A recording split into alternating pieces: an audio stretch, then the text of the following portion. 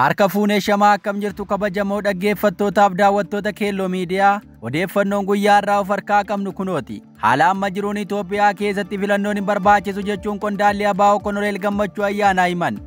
Uummata Oromootti balaa guddaan gama kaabaan eegalee jira. Kanaaf of qopheessuun barbaachisaadha jedhaniiru.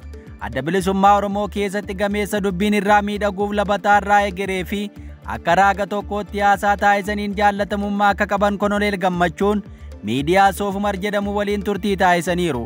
Turtii isaanii kaleessaa keessatti dhimmoota ABO fi kaaba biyyattii haalaan irraa dubbatanii jiran. Koloneel Gammachuun irra yaaddoo Oromooti jedhanii cimsanii kan himan humna kaabaati. Sochiin gama sanaa ammoo paartiin filee kadeemaa jirutu hin taane ilaalcha Oromoo dhabamsiisuu jedhuun kadeemuudha jedhan. Humna kaabaa kana jala dhaabbachuun ammoo akka Oromootti tokkummaa barbaada yaadni jedhu haasaa isaanii irraa dhaga'ameera. Gosoonni seema Oromootti lola banuu kan himan Koloneel Gammachuun lolli hamaa fi yaaddessaan sichi gaaga'ama hamaa geessuu malu eegaleera jedhaniiru. Akka fakkeenyaatti sochiin faannoon Wallagga keessatti taasisaa jiru eeran. Wallagga keessatti humni kaabaa kun Oromoo waan jedhamu loluun ala kun paartii mootummaati kun ammoo mormaadha jedhee waan isaa jiru hin qabu jedhaniiru. Ammas taanaan abjuun isaanii fi hojiin jaraa baay'ee yaaddessaa ta'uu himuun kana hubatee namuu waliin mari'achuuf Oromiyaa keessatti humni mootummaa mormituu nagaa walii buusuun barbaachisaa ta'uu isaa eeran. Turtii isaanii kanaan miidiyaa irraa maaliif akka fagaatan gaafatamuu irraa dubbii jalqabaniin Koloneel Gammachuun haasaa dura taasisan duub deebii isaa dhaggeeffachaa akka turan himuun akkasumas miidiyaan isaan baqachuu isaa seeraniiru. Namni dubbiin isaanii akka kiniiniitti barbaadamu maaliif miidiyaan akka baqate namaa hubatamuu baatus dhiibbaan ABO irra gawammaa waan ta'eef gurmuun biyyattii gaggeessina jedhu qoqqobbii ifaa fi dhokataa akka irratti taasisaa jiru haasaa kanaan hubatameera.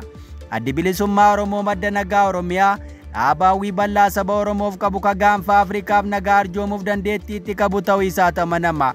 Humnoonni naannichatti olaantummaa lallabuu fedhan kanneen jeequmsa naannichaa keessaa bu'aa adamsan garuu ABO kana irratti duuluu fi miseensota isaa qopheessuu irratti hojjetu jedhamu. Tarii dubbiin nama gameessa kanaa saala kana tuquu ka yaalan yoo ta'u miidiyaaleen isaan baqachuu akka komiitti dhiyeessaniiru. Koloneel Gammachuun miidiyaan biyyattii akka isaan baqate haa himan malee qoqqobbiin ifaa fi dhokataa akkasumas duulli miidiyaa bal'aan guutummaa miseensota ABO fi jaarmiyaa kanaarra akka ga'aa jiru irra deddeebiin komatama. Addi bilisummaa Oromoo jaarmiyaa Oromummaa jiraachisuu fi Oromiyaa siin ga'uu keessatti gahee hangafummaa qabu akka ta'e namuutti walii gala. Daangaan Oromiyaa sararamuu akka qabu, afaan Oromoo jiraachuu akka qabuu fi sabboonummaan Oromoo akka dagaaguuf shoora olaanaa baateera. Kanaanis hawaasa isaa biraa marartee gonfachuu isaatu amanama. Olmaan ABO saba isaaf oole kun akka bara chaartiraa achitti haasa'ama. Chaartiraasitti ammoo ABO'n qabsoof jiraachisuu adeemsisaa akka ture himama. Akka yaada Koloneel Gammachuu Ayyaanaa irraa hubatametti ABO'n ammallee ejjennoo isaa sanuma. Kunis ejjennoo Oromiyaa walabaa ijaaruu bilisummaa sabaa dhugoomsuu san qabatee akka jiru dubbataniiru. Ejjennoo isaa kana dhugoomsuuf garuu keeyyata biyyattii keessatti hiree murteeffannaa uummataa qabatee adeemaa akka jirutti dubbatan. ABO'n filannoo keessatti hirmaataa akka jiruuf yoo mo'ee uummataaf mirga hiree murteeffannaa kabajuuf akka ta'e dubbatan. Kana jechuun Oromoon Itoophiyaa keessa jiraadha yoo jedhes Oromiyaa walabaan ijaarradha yoo jedhes fedhii isaatii jedhaniiru. ABO'n ammoo fedhii uummataa kana guutuuf kutannoon kan hojjetu ta'uu isaa dubbataniiru. Itoophiyaan impaayera ta'uu ABO'n akka amanu kan himan Koloneel Gammachuun karaa filannoo bilisummaa sabaa dhugoomsuuf qabsootti akka jiranis himaniiru. Oduu keenya itti aanuun Wallagga Bahaatti abbaan alangaa tokko ajjeefamuun kaan isaanii ammoo to'atamuun dhaga'ame. Haleellaa hidhattootaan raawwate jedhameen Wallagga Bahaatti abbaan alangaa naannoo tokko ajjeefamanii 3 butaman. Godina Wallagga Bahaa Jimmaa Arjootti haleellaa abbootii alangaa Jimmaa gara Naqamtee hojiif deemaa turan irratti raawwatameen abbaan alangaa naannoo Oromiyaa tokko ajjeefamuu fi 3 ammoo butamanii haga yoonaa eessa buuteen isaanii akka hin beekamne himame. Obbo Taaddasaa Nugusee itti aanaa pirezidaantii waldaa abbootii alangaa naannoo Oromiyaa, abbootii alangaa naannoo Oromiyaa akka ta'an obbo Naggasee Kabbadaa, obbo Alamaayyoo Massalee, obbo Addisuu Laggasee fi obbo Yirgaalem Mitikkuu hojii mootummaaf guyyaa dheengaddaa Sadaasa 26 bara 2025 magaalaa Jimmaa irraa gara Naqamtee utuu deemaa jiranii godina Wallagga Bahaa Jimmaa Arjoo ganda haaraa jedhamtutti haleellaan irratti raawwatamuuf gabaafame. Haleellaa kana miidiyaaleen akka Addis Istaandardii qaama hidhatee raawwatamuu isaa gabaasaniiru. Qaamni hidhate jedhamu garuu eenyu akka ta'e ifatti waan ibsan hin qaban. Taateen kun waaree booda naannoo sa'aatii 9 mudachuu kan ibsame yoo ta'u Akka gabaasni ba'ee jedhutti hidhattoonni kun erga abbootii alangaa kana to'annaa jala oolchanii booda abbaa alangaa Naggasee Kabbadaa jedhaman rasaasayyuu ajjeesan. Abbootii alangaa hafan sadeen ammoo fudhatanii deemuu isaaniitu ibsame. Isaan keessaa abbaan alangaa Naggasee Kabbadaa jedhamu du'uun kan mirkanaa'e yoo ta'u, reeffi isaas awwaalchaaf gara magaalaa Sulultaa ergamuu isaa ibsameera. Warreen hafan haala isaan irra jiran eessa akka jiran hin beekamu jedhame. Biiroon abbaa alangaa Oromiyaas abbaan alangaa naannoo obbo Naggasaa Kabbadaa du'uu mirkaneessee gadda itti dhaga'ame karaa fuula miidiyaa hawaasaa isaan ibseera. Waldaan abbootii alangaa taatee kana ni balaaleffata ka jedhan pirezidaantii waldichaa qaamni ogeeyyii seeraa kana of harkaa qabu akka gadi lakkisuus ni gaafannaa jedhaniiru.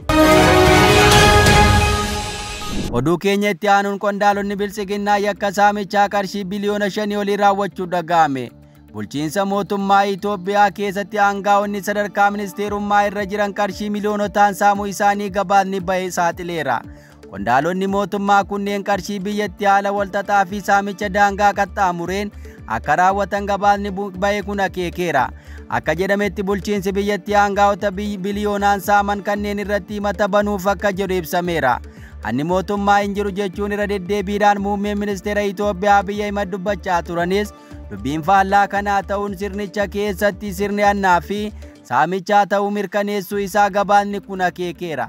Hanni mootummaa keenya keessa akka hin jirre dhibbantaa dhibba isinii ibsuun barbaada jechuun waltajjiiwwan paarlaamaa adda addaa irratti Abiyyi Ahimad dubbataa turaniiru.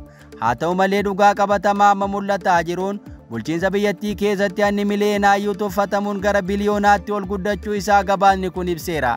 Caasaan mootummaa Itoophiyaa hanni caasaa keenya keessa hin jiru jedhee hawaakkatu malee biyyattii keessatti hanni baay'ee lafa qabatee akka jiru gabaasaaleen ba'an hubachiisu. Gabaasa arganne kanaan dhimma xaa'oo wal qabatee aangaa'onni sadarkaa ministeerummaa irra jiran qarshii biliyoona 5.6 saamuu isaaniitu ibsame.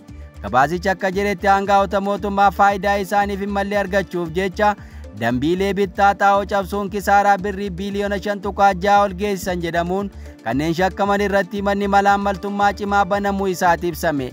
Abbaan alangaa ministeeraa qaayimata sadaasa 21 dhiyeessuun sadaasa 24 bara 2025 mana murtii olaanaa lidataa dhaddacha dhimma yakka malaammaltummaa cimaan himata irratti baneera.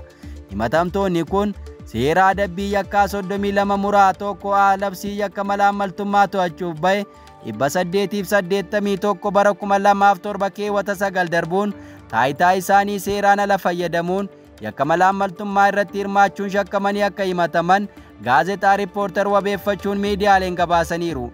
Abbaan alangaa aangaa'ota olaanoo koorporeeshinii hojiilee qonnaa Itoophiyaa 7 hojii raawwachiisaa itti aanaa geejiba galaanaaf loojistiksii hooggansa olaanaa ministeera qonnaa 1 fi hooggansa olaanoo dhaabbata madaallii qulqullina Itoophiyaa 2 irratti yakki kun argamuu isaa gabaafame. Aangaa'onni kun aangoo isaanii seeraan ala fayyadamuun faayidaa isaaniif hin malle argachuuf jecha qajeelfamaa fi dambiilee idil addunyaa xaa'oon ittiin bitamu beekaa cabsuun hanna kana raawwatanii jedhame. Himatamtoonni kun walii galtee ala xaa'oo kana geejjibsiisuun mootummaa fi uummatarra kisaaraa birrii naannawaa biliyoona 5.6 olii geessuu isaanii ibsameera. Darbees xaa'oon kun qulqullina akka hin qabne osoo beekanii gara biyyaatti akka seenu haala mijeessan jechuun shakkaman.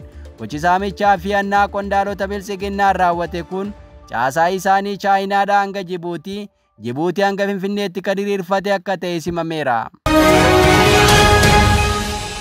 Oduu keenya itti aanuun abbootiin qabeenyaa dhaabota beetiingii ispoortii birrii biliyoona 100 ol miliqsan to'ataman.